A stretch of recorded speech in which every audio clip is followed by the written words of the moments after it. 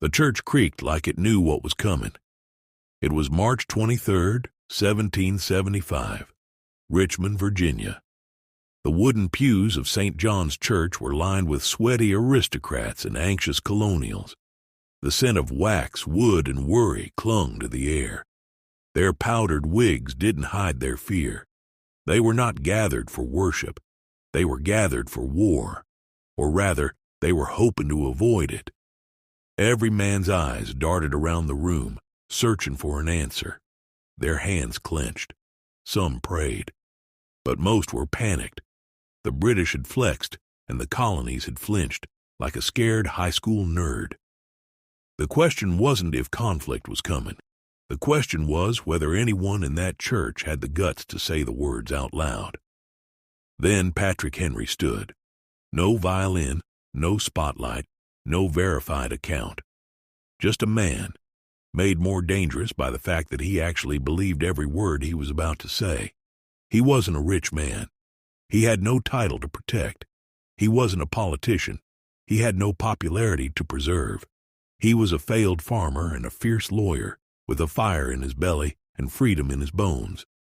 He looked around and delivered what may be the most gangster line in American history.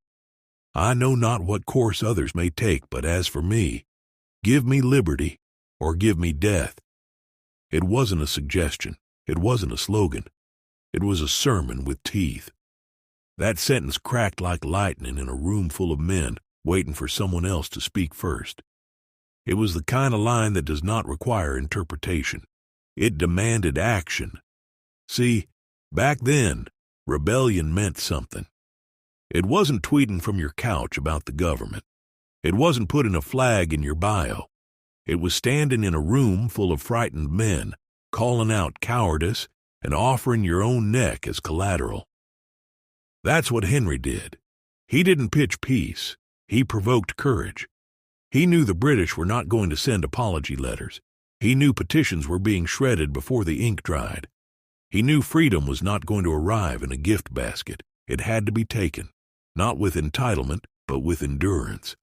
And Henry chose the hard road, the bloody road, the biblical road. Now, let's fast forward to 2025.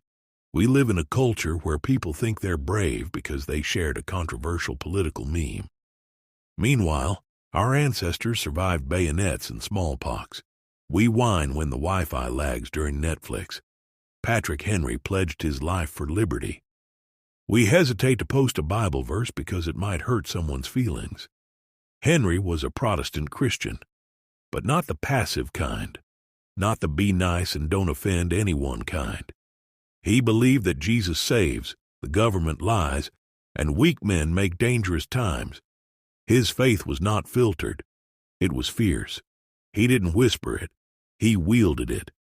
Henry would have thrown half today's churches into the fire with the idols. We've got pastors preaching positivity while the wolves devour the flock. We've got Christians sipping soy lattes while culture devours their kids. Henry wasn't soft. He was a sword. He called out sin and tyranny in the same breath. This is what most modern believers are missing. Jesus flipped tables.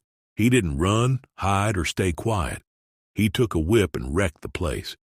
Patrick Henry had that same energy, not the vibe of a politician, the conviction of a prophet. Today we have more information and less wisdom, more platforms and fewer men speaking up and calling out the bullshit. We have pastors who are influencers and politicians who are parasites.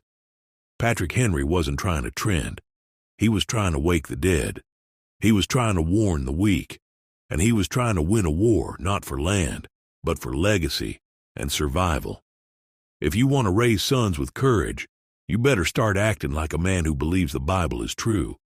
If you want your daughter to walk with dignity, you better start rejecting the filth disguised as feminism. Liberty is not a license to sin. It is holy independence. It's the freedom to kneel only to God and stand to tyrants. You are not called to fit in. You are called to fight. You are not here to kneel to man. You are here to stand. And not just stand when the anthem plays. Stand when your church bends. Stand when your friends fold. Stand when truth gets labeled hate speech. The American Revolution was not a riot or a protest. It was a revival. It wasn't just muskets and meetings. It was sermons and sacrifice. Men like Patrick Henry didn't just believe in politics. They believed in providence. They believed that if God be for us, then let the king come with everything he's got. Because we've got God. So I ask you, what do you believe? Do you believe in comfort or conviction? Do you worship Christ or convenience? Are you living like liberty means something? Or are you one of those people who say freedom isn't free, but treat your faith like a video game skin, constantly changing based on your surroundings?